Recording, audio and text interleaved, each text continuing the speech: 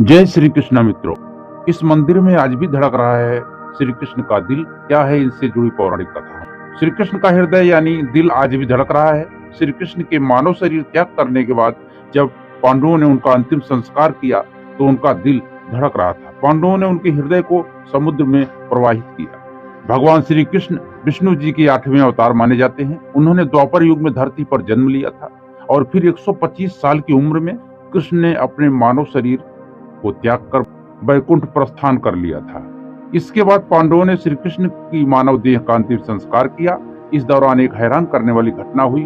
कृष्ण की पूरी देह तो जल गई लेकिन हृदय नहीं जला, उनका दिल धड़कता रहा।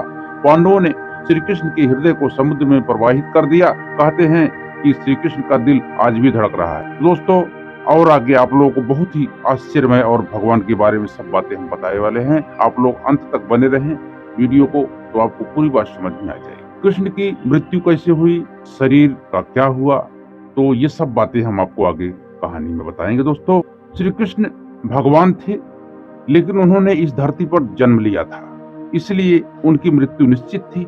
पौराणिक कथाओं के अनुसार एक बार कृष्ण वन में लेटे हुए पीपल के पेड़ के नीचे विश्राम कर रहे थे। तभी एक बहेलिये ने गलती से उन्हें हिरण समझकर तीर से वार कर दिया। इसके बाद श्री कृष्ण ने नदी किनारे अपना मानव शरीर त्याग कर दिया और वैकुंठ या गोलोक धाम चले। मृत्यु के बाद श्री कृष्ण के शरीर का क्या हुआ दोस्तों, अब हम आप लोगों को विस्तार से बताने वाले हैं। तो दोस्तों, यदि आप लोग भगवान श्री कृष्ण के भक्त हैं तो आप लोग कमेंट में जय श्री कृष्ण जरूर लिखें। पांडवों को जब यह खबर मिली तो वे द्वारका पहुंचे।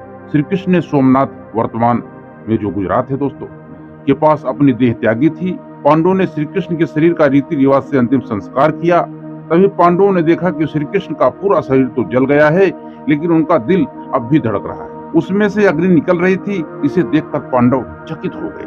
तभी आकाशवाणी हुई कि यह ब्रह्म का हृदय है, इसका नाश कभी नहीं हो सकता, यह ऐसे ही धड़कता रहेगा। इसके बाद पांडवों ने श्री कृष्ण के धड़कते हृदय को समुद्र में प्रवाहित कर दिया। समुद्र में पहुंचने के बाद कृष्ण के हृदय ने लकड़ी के एक लट्ठे के रूप में ले लिया और फिर तैरते तैरते उड़ीसा, जो वर्तमान में उड़ीसा है दोस्तों, के समुद्र तट पर पहुंच गया। राजा के सपने में आए भगवान श्री कृष्ण। वो कौन से भाग्यशाली राजा थे, इसके सपने में भगवान आए, अब इसके बारे में बताने वाले हैं। दोस्तों, आप लोग कहीं मत जाइएगा, वीडियो को अंत तक जरूर देखिए। इससे पुण्य की प्राप्ति होती है। अपनी ये भगवान की कथा है, धर्म से जुड़ी है, बहुत सी ऐसी बातें हैं, ज्ञान है। राजा के सपने में आए भगवान श्री कृष्ण। जब कृष्ण का हृदय उड़ीसा के तट पर पहुंचा तो वहां के राजा इंद्रधुमन को उस रात सपना आया। श्री कृष्ण ने स्वप्न में राजा को दर्शन दिए।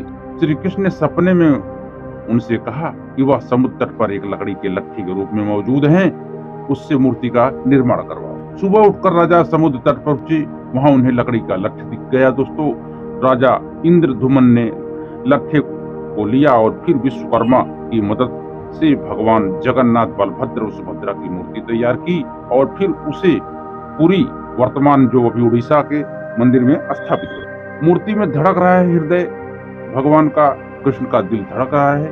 कहा जाता है कि पूरी स्थित मंदिर में स्थित भगवान जगन्नाथ की मूर्ति में आज भी श्री कृष्ण का हृदय धड़क रहा है। हर 12 साल में जगन्नाथ की मूर्ति का आवरण बदला जाता है। उस समय पूरे मंदिर में अंधेरा कर दिया जाता है। जो पुजारी आवरण बदलते हैं वे आंखों पर पट्टी बांधे रखते हैं। कहते हैं कि उस मूर्ति में कृष्ण का हृदय धड़क रहा है।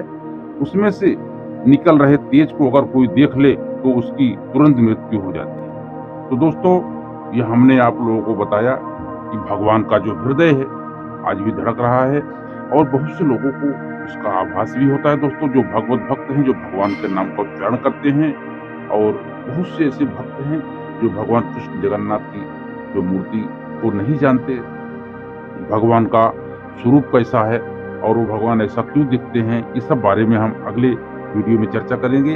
अभी आप लोग इतना जानिए कि भगवान जो जगन्नाथ हैं वो भगवान श्री कृष्ण ही हैं और बीच में जो और दो मूर्तियां हैं, एक बलभद्र उनके भाई हैं और दूसरे जो है सुभद्रा उनकी बहन। तो दोस्तों, मिलते हैं अगले वीडियो में। तब तक आप लोग खुश रहो, मस्त रहो, आनंद में रहो।